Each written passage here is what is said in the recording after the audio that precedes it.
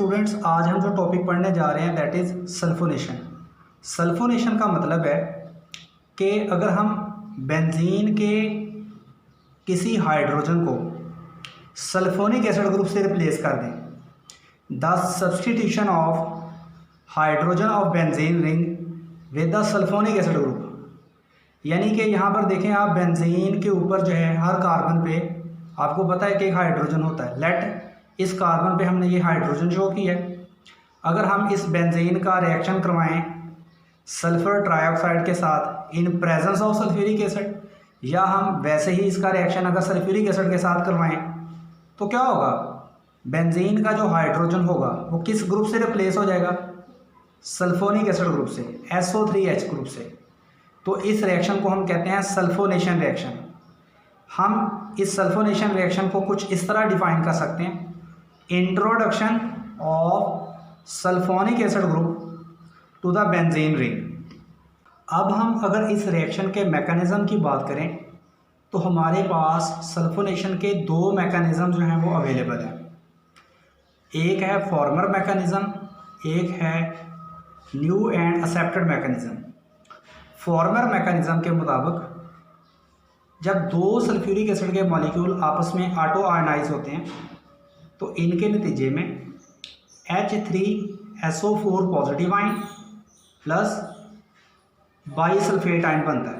यानी जब दो सल्फ्यूरिक एसिड के मॉलिक्यूल एक दूसरे को हाइड्रोजन आयन ट्रांसफ़र करेंगे तो जो मॉलिक्यूल हाइड्रोजन आयन एक्सेप्ट करेगा वो कन्वर्ट हो जाएगा H3SO4 पॉजिटिव आयन में, और जो सल्फ्यूरिक एसिड का मॉलिक्यूल जो है वो हाइड्रोजन आयन डोनेट करेगा वो HSO4 नेगेटिव आयन में चेंज हो जाएगा।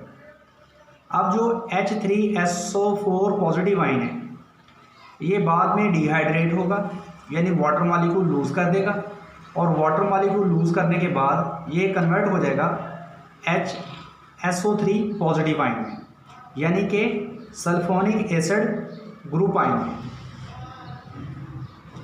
और फॉर्मर मैकेनिज्म के मुताबिक ये जो HSO3 पॉजिटिव आयन है ये एज अ इलेक्ट्रोफाइल एक्ट करता है।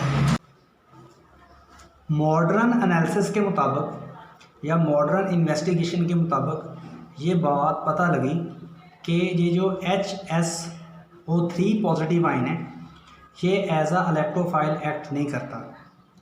तो फिर बाद में इन्वेस्टिगेशन के बाद सल्फोनेशन का न्यू एंड एक्सेप्टेड मैकेनिज़्म जो है वो प्रपोज किया गया। अब जो न्यू मैकेनिज़्म है उसके मुताबिक स्टार्ट में दो सल्फ्यूरिक एसिड के मॉलिक्यूल जो हैं वो आपस में रिएक्ट करते हैं, जिसके नतीजे में HSO4 नेगेटिव आयन बनता है, हाइड्रोनियम आयन बनता है H3O पॉजिटिव आयन, और साथ सल्फ़र ट्राइऑक्साइड गैस बनती है। अब ये जो सल्फ़र ट्राइऑक्साइड गैस है ये एज अ इलेक्ट्रोफाइल एक्ट करती है।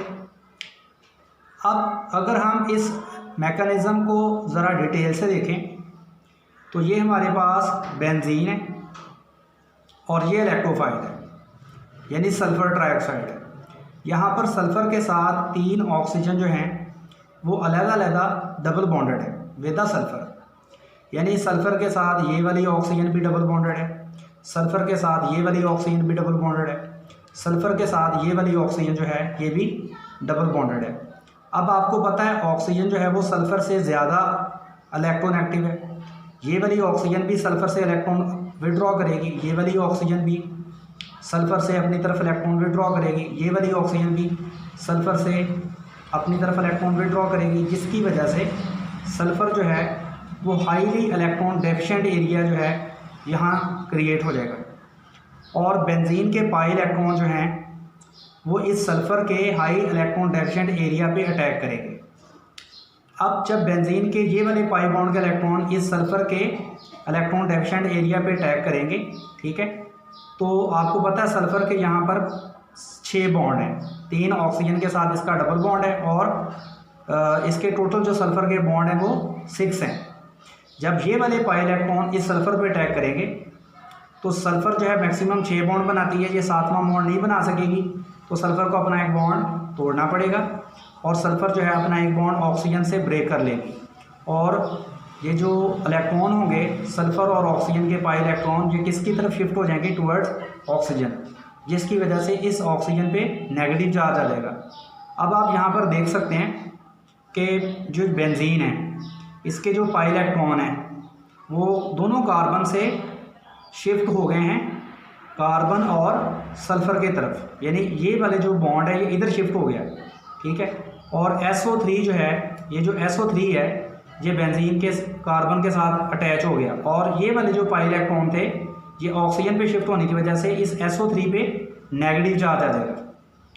अब क्योंकि ये वाला जो बॉन्ड था वो कार्बन कार्बन के दरमियान था, और कार्बन कार्बन के दरमियान बॉन्ड ये शिफ्ट हो गया कार्बन और सल्फ़र के दरमियान, तो इस वाली कार्बन पे पॉजिटिव चार्ज आ जाएगा, ठीक है।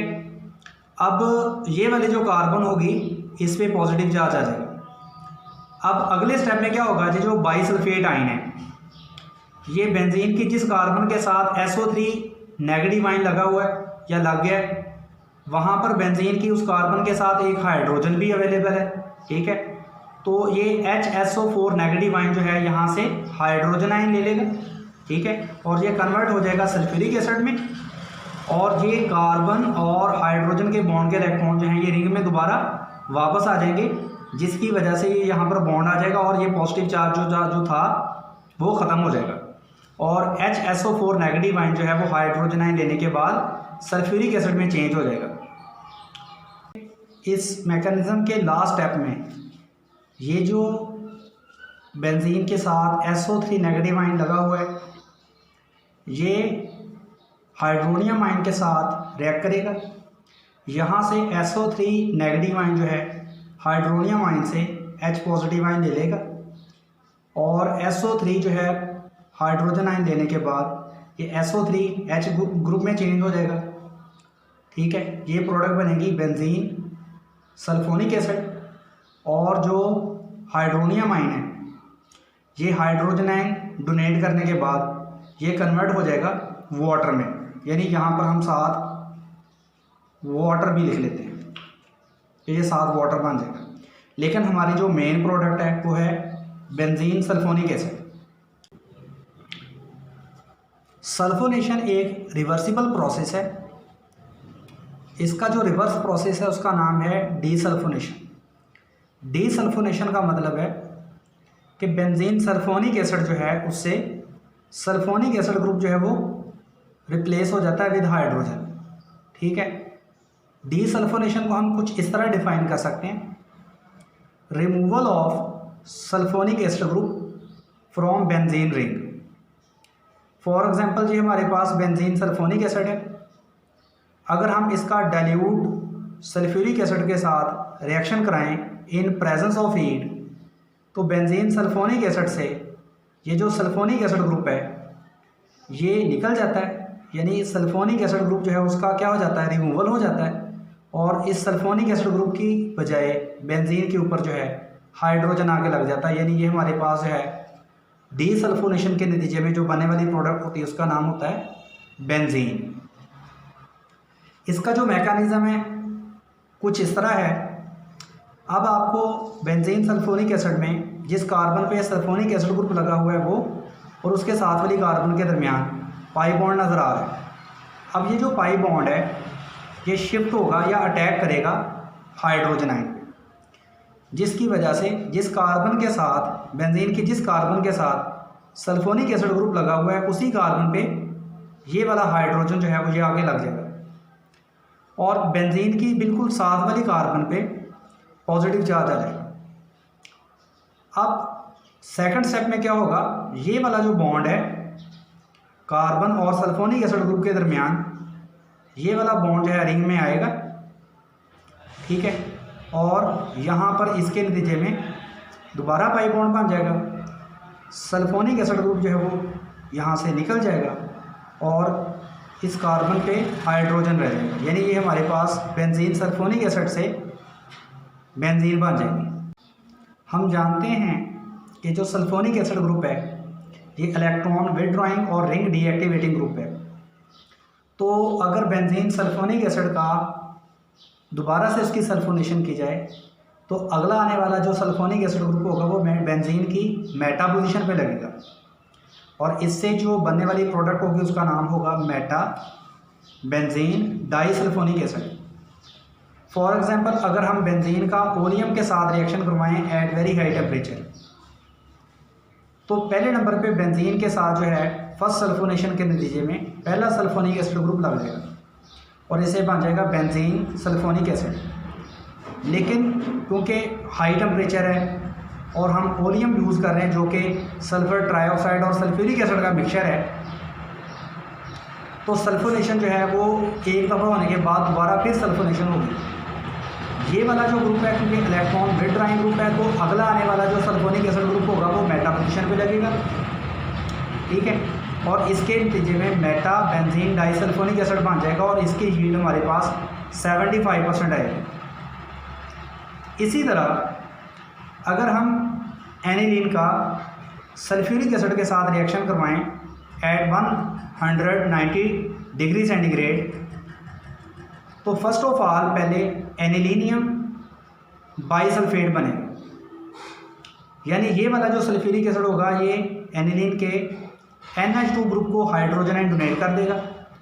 एनिलीन का NH2 ग्रुप जो है वो हाइड्रोजनाइन लेने के बाद NH3 पॉजिटिव में चेंज हो जाएगा और जो सल्फ्यूरिक एसिड है ये हाइड्रोजनाइन डोनेट करने के बाद बाइसल्फेट आयन में चेंज हो जाएगा। इससे बनेगा एनिलीनियम बाइसल्फेट। अगर हम इसको फर्दर हीट करें तो ये रीअरेंज हो जाएगा और इसकी रीअरेंजमेंट के नतीजे में ये जो सल्फोनिक एसिड ग्रुप है वो अमाइनो के पैरा पोजीशन पे जाके लग जाएगा। इससे बनेगा para amino benzene sulphonic acid. अगर हम नेफ्थलीन का कंसनट्रेटेड सल्फ्यूरिक एसिड के साथ रिएक्शन करवाएं तो डिफरेंट टेम्परेचर्स पे हमारे पास डिफरेंट प्रोडक्ट्स बनती हैं। अगर हम नेफ्थलीन का कंसनट्रेटेड सल्फ्यूरिक एसिड के साथ 25 डिग्री सेंटीग्रेड यानी रूम टेम्परेचर पे रिएक्शन करवाएं तो सल्फोनिक एसिड ग्रुप जो है वो नेफ्थलीन की अल्फ़ा पोजीशन पे आके सब्स्टिट्यूट हो जाएगा और इससे बनने वाली प्रोडक्ट का नाम होगा अल्फ़ा नेफ्थलीन सल्फोनिक एसिड।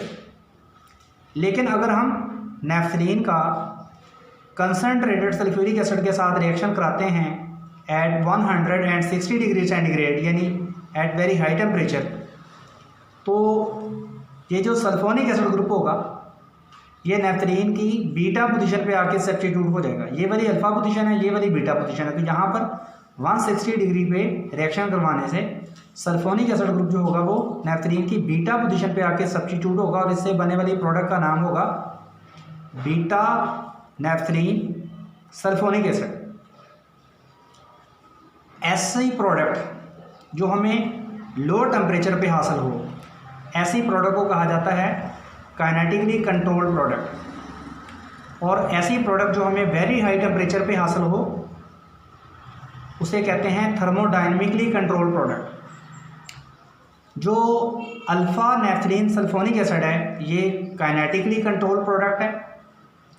जो बीटा नेफ्थलीन सल्फोनिक एसिड है ये थर्मोडायनेमिकली कंट्रोल्ड प्रोडक्ट है। काइनेटिकली कंट्रोल्ड प्रोडक्ट जो है इस प्रोडक्ट को हासिल करने के लिए जो एक्टिवेशन एनर्जी है, रिएक्टेंट्स की एक्टिवेशन एनर्जी जो है वो कम होती है, लेकिन जो प्रोडक्ट है वो स्टेबल नहीं होती। लेकिन जो थर्मोडायनेमिकली कंट्रोल प्रोडक्ट होती है उसमें जो रिएक्टेंट्स हैं उनकी एक्टिवेशन एनर्जी ज़्यादा होती है, लेकिन जो बनने वाली प्रोडक्ट है वो स्टेबल होती है। ये हमारे पास अल्फ़ा नेफ्थलीन सल्फोनिक एसिड है। अगर हम इसके स्ट्रक्चर पे गौर करें तो फर्स्ट कार्बन पे लगा हुआ सल्फोनिक एसिड ग्रुप और 8th कार्बन पे लगा हुआ हाइड्रोजन, ये दोनों बिल्कुल एक दूसरे के पैरेलल हैं, जिसकी वजह से इनके दरमियान स्टेरिक हिंड्रेंस है और ये बनने वाला जो प्रोडक्ट है ये अनस्टेबल है। तो अगर हम इस रिएक्शन की सिंथेसिस जो है उसको ग्राफिकली देखें, लेट ये हमारे पास रिएक्टेंट्स हैं, ये हमारे पास प्रोडक्ट है। ये कौन सा प्रोडक्ट है? ये हमारे पास अल्फ़ा नेफ्थलीन सल्फोनिक एसिड है। इस अल्फ़ा नेफ्थलीन सल्फोनिक एसिड जो है इसकी एनर्जी हाई है, लेकिन इसकी जो एक्टिवेशन एनर्जी है ये लो है। यानी कि इसके बनने के दौरान जो एनर्जी चाहिए, रिएक्टेंट्स को जो एनर्जी चाहिए, minimum amount of energy required to start a reaction, उसको कहते हैं एनर्जी ऑफ एक्टिवेशन।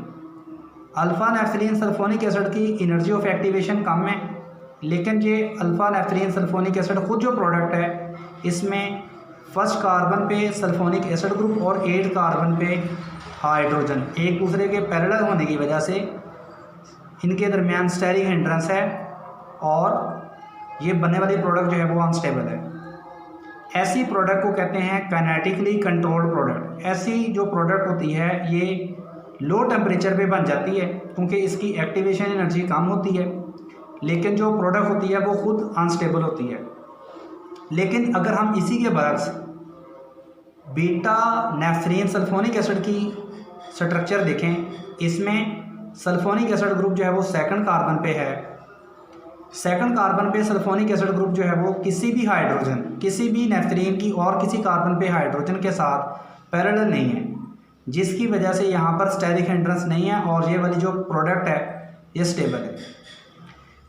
यानी कि ये हमारे पास जो ये वाली जो प्रोडक्ट है बीटा नेफ्थलीन सल्फोनिक एसिड ये स्टेबल है, ये लोअर एनर्जी है, लेकिन इसकी सिंथेसिस के दौरान जो एनर्जी ऑफ एक्टिवेशन है, यानी कि इस रिएक्टेंट्स को रिएक्ट करके ये प्रोडक्ट देने के लिए जो एनर्जी रिक्वायर्ड है वो बहुत ज़्यादा हाई है। इसलिए ये जो प्रोडक्ट होती है हाई टेम्परेचर पे बनती है, लेकिन ये जो है स्टेबल होती है। ऐसी प्रोडक्ट को कहा जाता है थर्मोडायनेमिकली कंट्रोल्ड प्रोडक्ट।